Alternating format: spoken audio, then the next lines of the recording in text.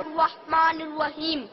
صدر عالی مرتبت اور باب علم و دانش اور میرے عزیز ساتھیوں، السلام علیکم. موضوع گفتگو ہے ماحول اور بچے کی نشو و نما. پیغمبر اکرم صلی اللہ علیہ وآلہ وسلم کا ارشاد گرامی ہے، کل مولود یولد علی فطرت الاسلام، کہ ہر بچہ فطرت اسلام پر پیدا ہوتا ہے اور مذہب اسلام حریت، آزادی، مساوات اور عدل و انصاف کے ماحول کا علم بردار ہے. دراصل ماحول ایک ٹکسال ہے جو بچے کو مخصوص شکل میں ڈھال کر معاشرے کے سپرد کر دیتا ہے.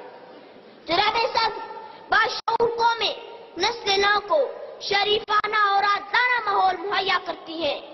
ایسے ماحول میں پرورش پانے والے بچے شرافت اور متانت کا پیکر ہوتے ہیں. وہ سردار ہو کر بھی قوم کا خادم کہلانا پسند کرتے ہیں. ابلیسی ماحول بچے کو متکبر اور خود غرض بنا دیتا ہے. خود غرضانہ اور غلامانہ ماحول میں نشو و نما پانے والے بچے غیرت و حمیت سے عاری رہ جاتے ہیں اور موقع ملے تو ڈالر لے کر قوم کی عزت و ناموس کو سرعام نیلام کر دیتے ہیں. نابینا جنم لیتے ہیں اس قوم کے بچے جو قوم دیا کرتی ہے تاوان میں آنکھیں. صدر گرامی قدر باب العلم حضرت علی کرم اللہ وجہہ کا قول ہے کہ معاشرے کفر کے ماحول میں تو زندہ رہ سکتے ہیں لیکن ظلم کے ماحول میں باقی نہیں رہتے. ظلم کا نمونہ فرعون تھا، مٹ گیا. دہشت کا نشان نمرود تھا، غرق ہو گیا.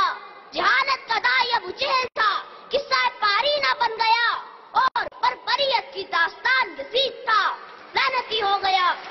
سامعین محترم، یہ حقیقت مسلمہ ہے کہ ظالمانہ ماحول بچے کے جوہر کو دبا دیتا ہے.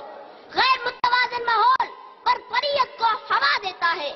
جناب صدر، موجودہ ماحول میں پلنے والے پاکستانی بچے یہ پوچھنے کا حق رکھتے ہیں کہ نام نہاد روشن خیالی کے روپ میں مہنگائی کا فروغ کیوں مل رہا ہے؟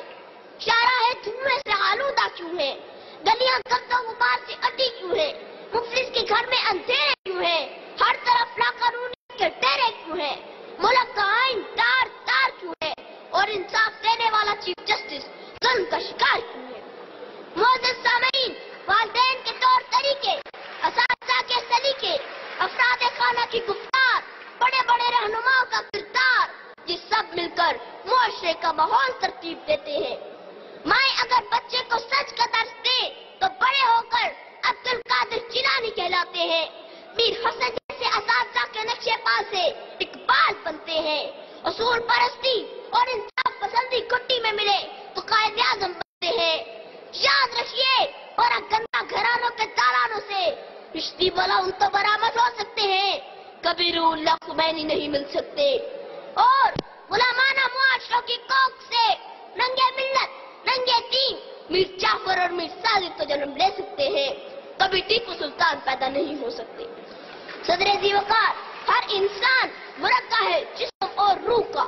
صرف جسم کی نشو و نما حیوانیت پیدا کرتی ہے جبکہ روحانی فضا اسے انسانی قدروں سے آراستہ کرتی ہے. حیوانیت کے ماحول میں سے بیکاولی، ہٹلر اور ہلاک خوان جیسے مکروہ شخص نکلتے ہیں. روح پرور فضاؤں میں حضرت بلال، حیدر کرار اور محمد بن قاسم پروان چڑھتے ہیں. عزیز ساتھیوں، آؤ اصول طے کر لیں کہ عیارانہ ماحول کو سچائی اور ایمانت داری میں بدل دینا ہے. نفرت کی زنجیریں توڑ کر انسان کو محبت کی بالا میں پرونا ہے. کانٹوں کی تہیں ہٹا کر پھولوں کی سیج کو بچھانا ہے. فرقہ پرستی کے افرید کو پوری قوت سے کچل دینا ہے. روشن خیالی کی بجائے روشن ضمیری کا ماحول اپنانا ہے. مجھے یقین ہے کہ پاک و پاکیزہ ماحول سے ہی اقبال کے شاہین جنم لیں گے. اسی ماحول سے اصول پرست قائد نکلیں گے اور اسی ماحول سے قوم کو محسن پاکستان قدیر خان ملیں گے. آسماں ہوگا سحر کے نور سے آئینہ پوش اور ظلمت رات کی سیما پا ہو جائے گی. وما علینا الا البلاغ المبین. پاکستان پائندہ باد. فضائی بدر پیدا کر، فرشتے تیری نصرت کو اتر سکتے ہیں گردوں سے کتار در کتار اپنی۔ صاحب صدر، معزز مہمانان گرامی اور عزیز نونہالو، السلام علیکم۔ سب شکر رب کائنات کا کہ جس نے مجھے سعادت بخشی اس راز سے پردہ اٹھانے کی، پنہاں ہے جس میں رونق زمانے کی، وابستہ ہے جس سے قوموں کا عروج و اقبال، پیوستہ ہے جس سے ہر شجر کی بہار۔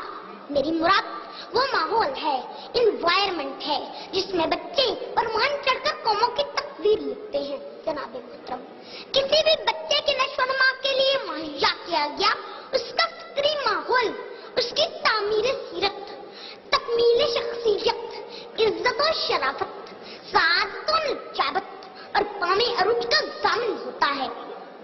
گویا قوموں کے بگڑنے یا سنورنے کا انحصار اس ماحول پر ہوتا ہے جو وہ اپنے بچوں کو مہیا کرتی ہے۔ ماحول پھولوں کا ہو تو خوشبو پھیلے، ماحول کانٹوں کا ہو تو کدورت پھیلے، ماحول